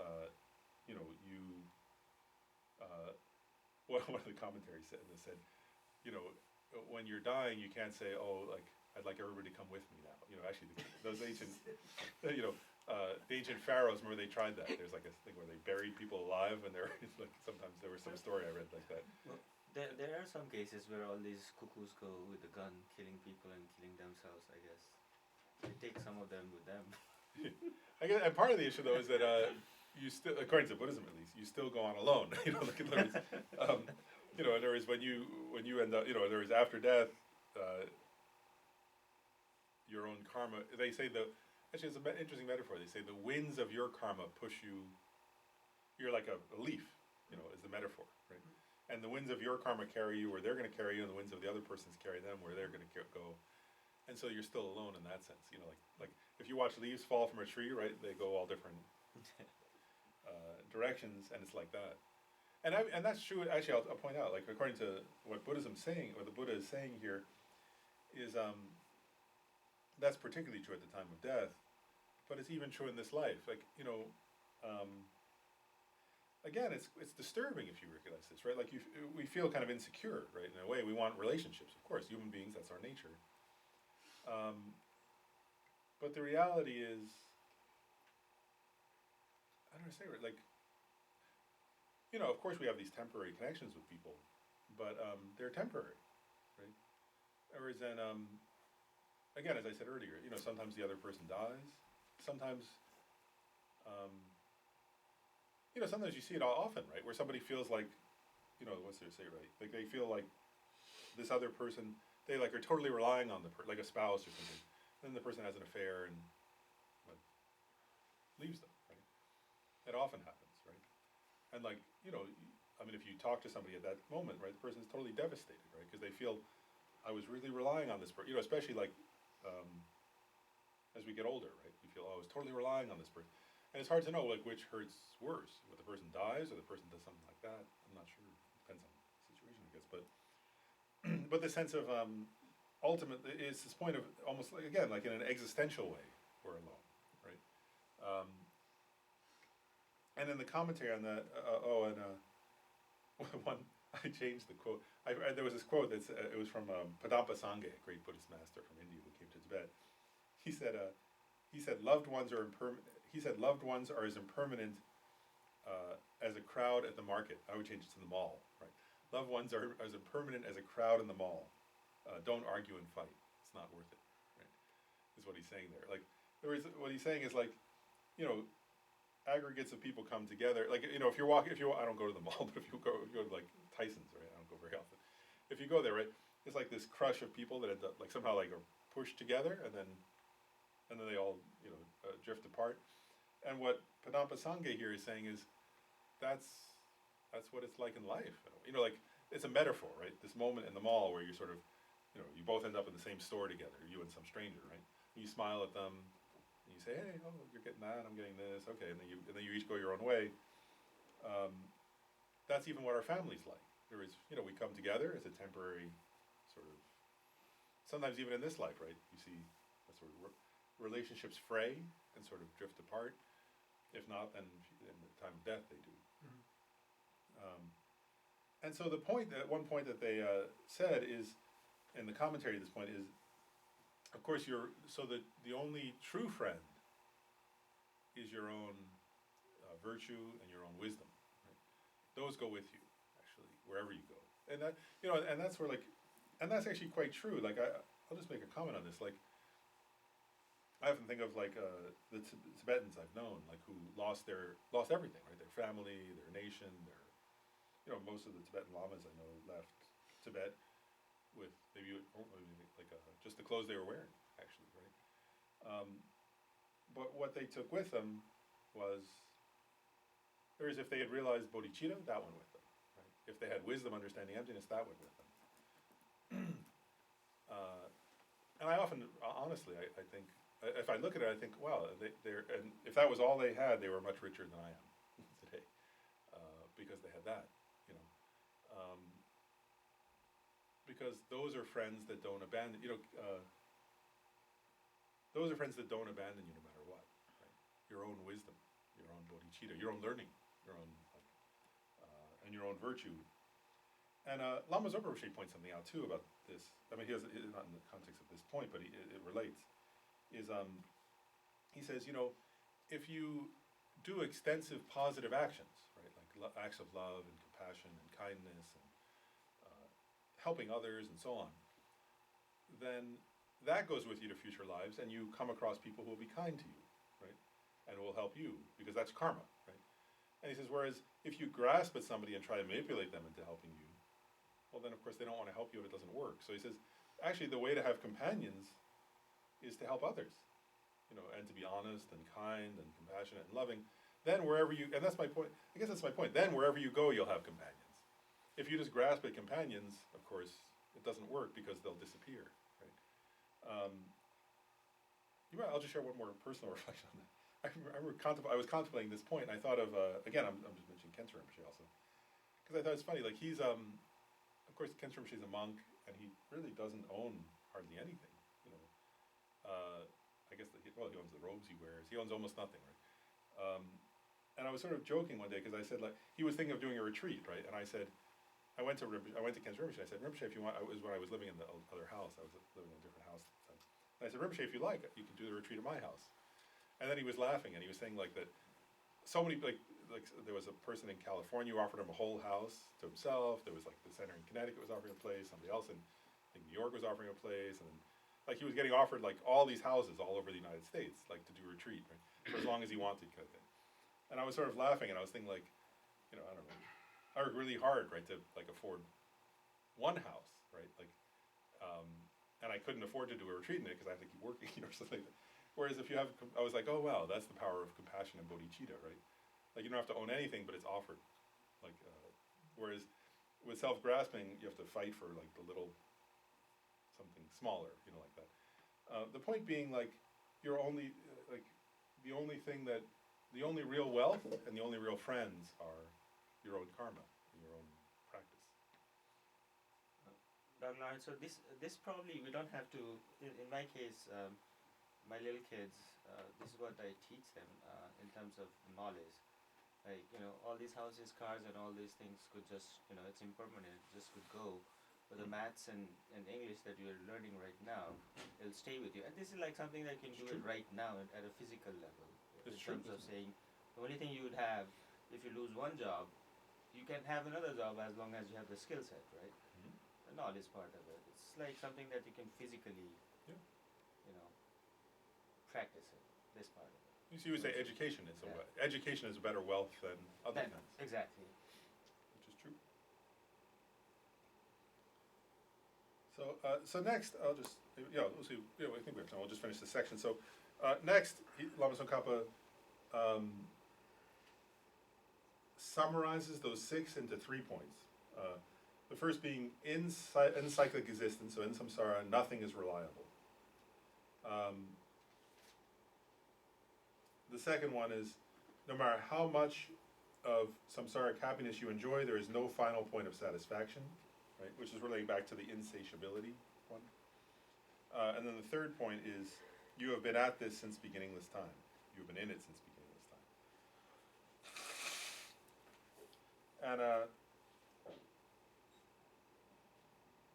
I'll continue on. So the first of those, right, that cyclic existence, in cyclic existence, there's nothing reliable.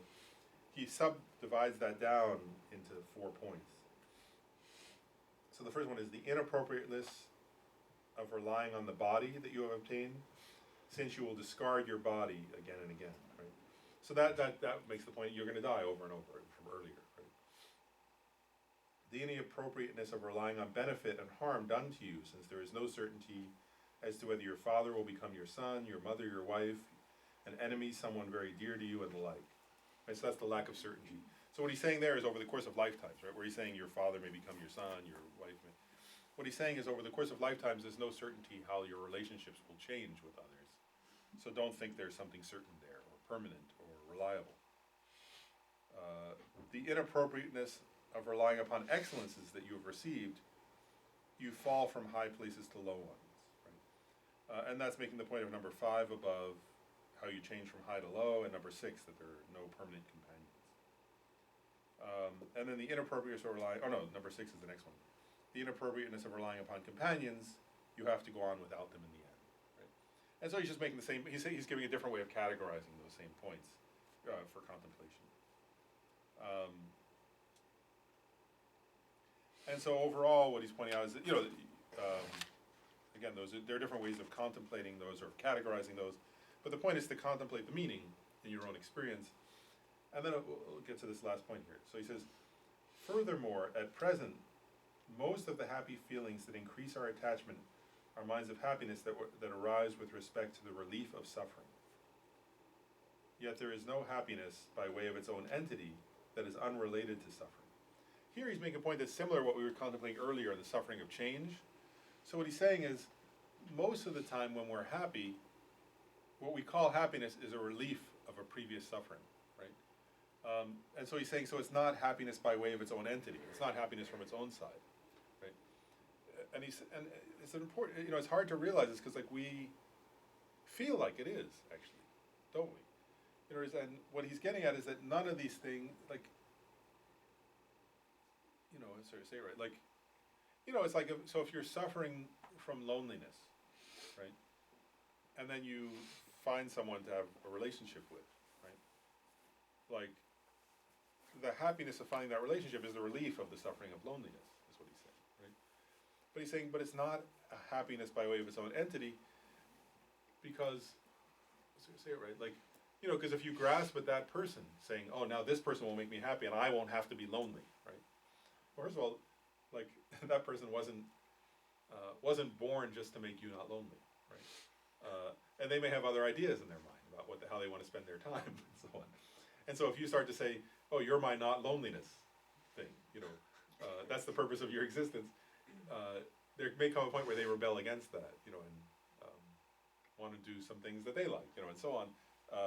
And then that leads to complications and so on, right? So it's not happiness for me by way of my own entity, is what it's saying, right? It's like, but we feel, and what he's getting at there is that we feel like it is, right? The same example I gave earlier about the job, right? That, again, if you're in danger of not being able to pay your bills and you find a job, it's like, whew, oh, great. You can even you go out and celebrate, right? You're so happy, right? But, again, whoever hired you, they didn't start a company thinking, oh, I want this person to have a very convenient, happy existence, so I want to start a company, right? And let me start a company, somebody didn't say, let me start a company so that particular person, so in the future I can give that person a very relaxed way to earn a living. They don't have to come in often. They can just stay home and relax. I'm just happy to pay them, right? That wasn't the motivation of the founder of the company. And so, so at first we have this incredible happiness, right? But then, of course, that job is not happiness by way of its own entity. In other words, because other people, right, somebody started a company for themselves to probably make wealth, right? And so then there comes a conflict, right? And then like, they want you to work more hours, you want to work fewer, and so on, whatever. There's all kinds of complications that happen. And so what it's getting at is, I'll just read this line again. There is no happiness by way of its own entity that is unrelated to suffering, right? So the point being, first of all, when we're calling it happiness, it's related to suffering in two different ways, actually. If you look back in that moment, right, so I just got the new job. Oh, yeah, I got a new job, right? It's related to suffering in two different ways. One is looking backwards, right? Whereas I'm calling it happiness because I just was in danger of not having a job, right? Or I wasn't having a job and I was in danger of not being able to pay my bills or something, right? But, so that's why I'm calling it happiness. If I had a job where I was earning 4 times as much, then I would think, oh, who wants this job, right? But I didn't have a job, so then it's like, oh, this is great, right? So it's relative to the previous situation, right? If you had a job where you're earning 4 times as much doing something you loved and somebody offered you that job, you would say, why would I want that? Leave me alone, right? So it's only you're labeling it happiness based on some previous circumstance, right? So it's your label, right? That somebody else would label that job terrible, right? Then it's also, so that's one way in which it's related to suffering, is you're calling it happiness because you were just suffering from not having a job, so you're saying, oh, this is that, so you label it that way. Another way it's related to happiness is going forward in the future, right? That once you have the job and you continue that action, then you start to see all the complications and the ways in which it doesn't fit with exactly what you want and so on, and then gradually you start to label it suffering, because it always had suffering as part of its nature. So it doesn't have happiness by way of its own entity, is what he's saying there. Does that make sense? So there's two ways to look at how it's, what do you say, related to suffering. It's not unrelated to suffering. It's related to your past suffering and your future suffering. What you don't see is that in the present it's also a kind of suffering, but we don't see that because we're excited. Does that make sense? In that moment, whether it's a new relationship, a new job, a new whatever.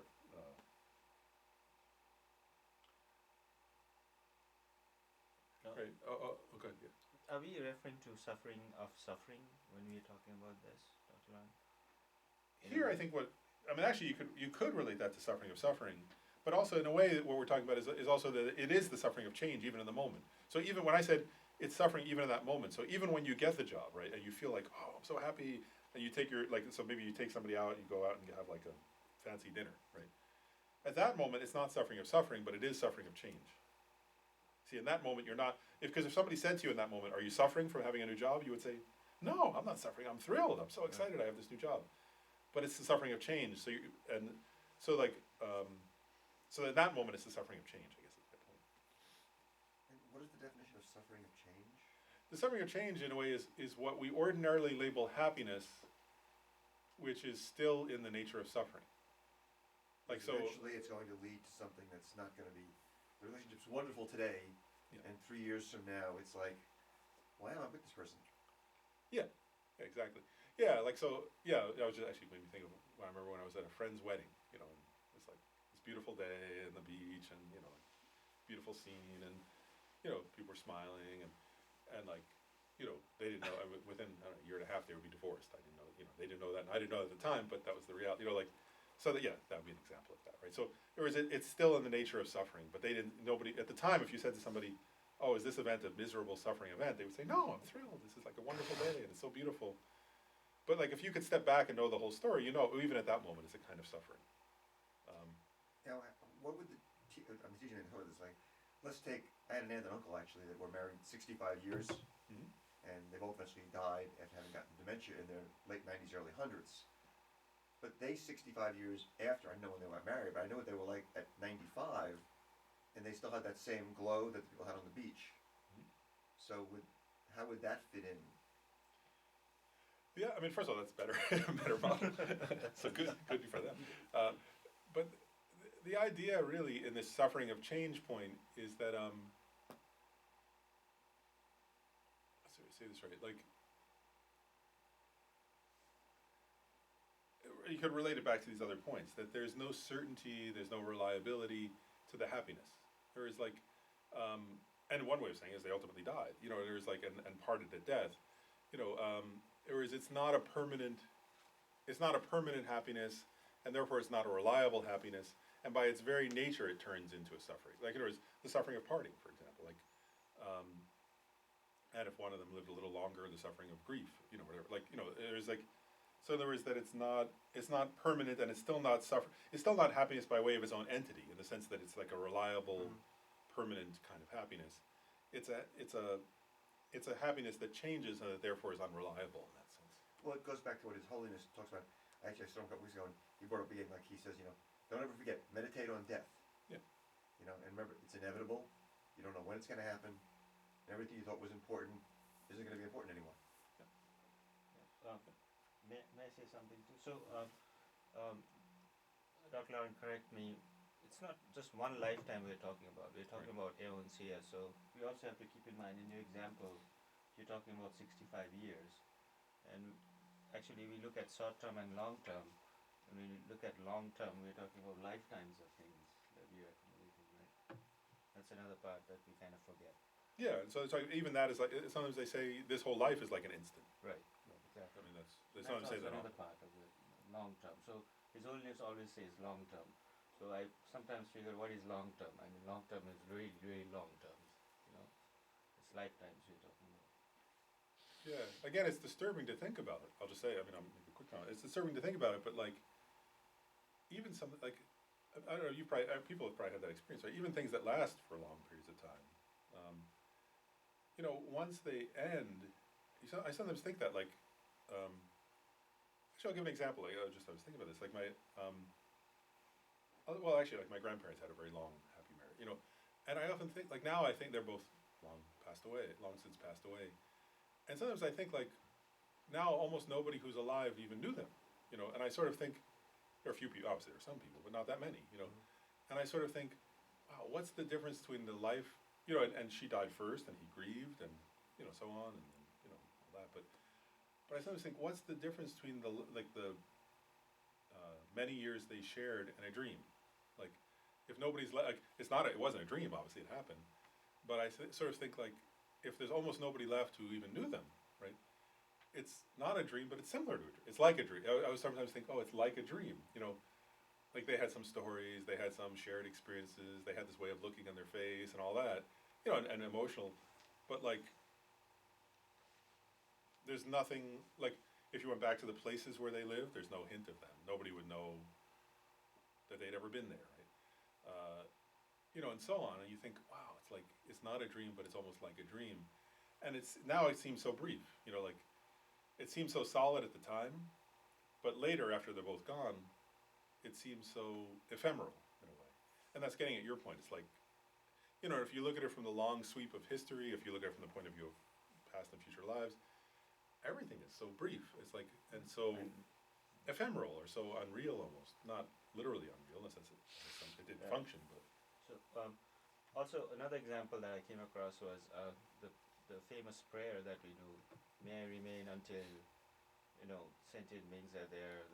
As long as somebody, space and yeah, time. somebody asked question to His Holiness saying, I pray for this every day, but it doesn't make sense to me. What are you talking about? Say a prayer like that? How is it helping me? And this, in response to that, His Holiness goes, actually, you should pray because you're talking about not just this lifetime, you're talking about many lifetimes and to get there. Yeah. So that's a great explanation that I got. Well, and actually, they say the Buddha, you know, in the Uttara Tantra, actually, it says it literally says, you know, the Buddhas do remain, actually, as long as space. You know, actually it says that the Dharmakaya of the Buddha remains for as long as space remains. You know, so in a sense, that prayer is literally, you know, from the point of view of becoming a Buddha, it's literally true, right? In other words, may I remain as long as space remains, and as long as sentient. They say the Buddha's Dharmakaya and actually the Sambhogakaya exist as long as there's space and as long as there's sentient beings. Those two bodies of a Buddha exist. So yeah. So now when I say that prayer, it makes sense to me now because of that. You meant to talk about the dream before. I don't know why it just triggered something, mainly because His Holiness is over your shoulder. I mean, the 13th Dalai Lama died when? I'm assuming a short period of time. Yeah, a little while before His Holiness was born. Of all the temples and places I've been in, centers I've been, that wasn't that long ago. That was 82 years ago, then we'll say approximately, or 83 years ago. Which cameras actually existed, I believe, at that point in time. you never see a picture or a painting of the 13th Dalai Lama. Oh, there are some, I've seen photos of them. Okay. Yeah, there some exist, like, not a lot, but there are at least, like, I've seen at least maybe 3 or 4. I'm surprised they're not reproduced and they're not in other Yeah. places. You can, if you look online, you can actually find them, but, yeah. Actually, I was in, last November, I was up in, not in Tibet, but upper Nepal, called Mustan. And if you go to the caves there, there's one cave in Upper Valley in Mustan, where you can see murals of all 13 Dalai Lamas. That's cool. And it's such a beautiful sight.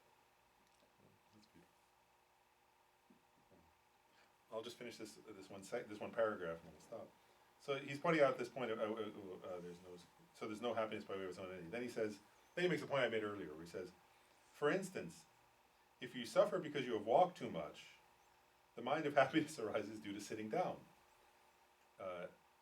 The mind of happiness that arises due to sitting down appears to be a happiness that arises gradually, while the great previous suffering gradually ceases.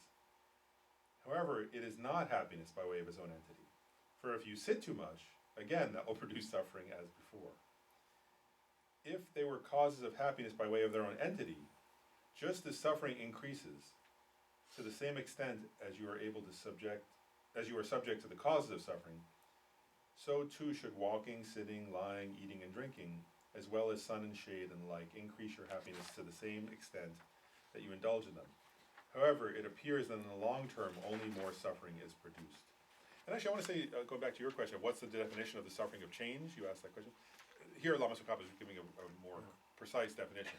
What he's saying is, it should, if it were, there was what we call happiness in this sense, right? Walking, sitting, eating, whatever. You know, when you want to do that, then we call that happiness. What he's saying, that's really the definition. He says, if they were true happiness by way of their entity, then the more you do them, the more they should appear as happiness continually. And so, like, what Lama Tsongkhapa says is, he says, like, so it means, like, all the time, like, without ceasing, right? That you would get happier and happier if you did that action without any breaks at all. And he says, but there is no action like that, right? Like, there is any action, even if it's like,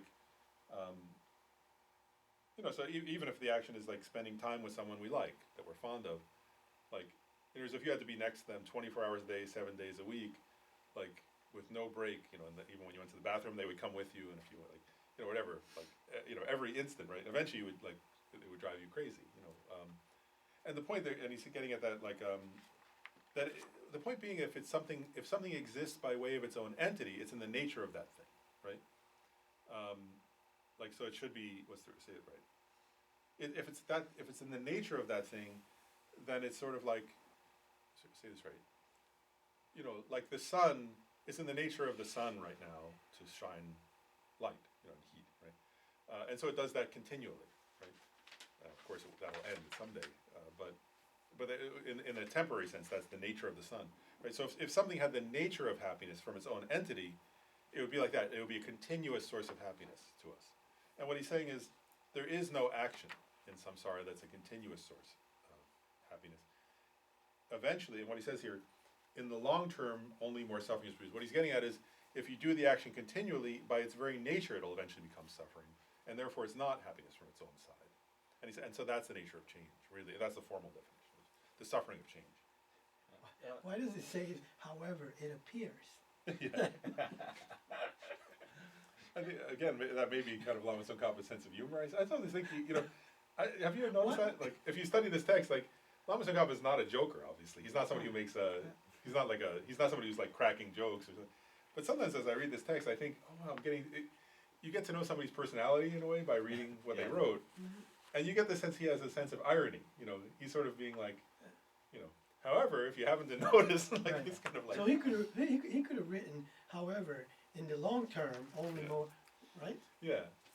So I feel like that's his very subtle. This is my own interpretation. I could be wrong because I don't know. I'm not reading in Tibetan. I'm reading in English, but I've seen over and over again in the text and in other texts too. This very kind of a subtle irony sometimes that Lama Tsongkhapa seems to use, where he says, kind of like, however, it appears, if you happen to notice, like if you haven't noticed yet, that in the end it becomes suffering. It seems like it's Lama Tsongkhapa's sort of, kind of a very subtle, subtle sense of irony, that's what I would call it, like, where he's being a little bit playful there, I think. I've seen that a number of times in this text. Where Does that cross over with different translators? I'm not sure, I'd have to compare it, actually. I've noticed it in other, I mean, it does in the sense that, I've made it, a few years ago, I decided for myself I wanted to read many of his works in translation. And more now I do notice that same, with other translators and other texts anyway, I've noticed that same personality coming through, which is kind of very intelligent, kind, sort of, but a little mildly playful, like kind of being slightly playful. I see it sort of like, he's telling you like,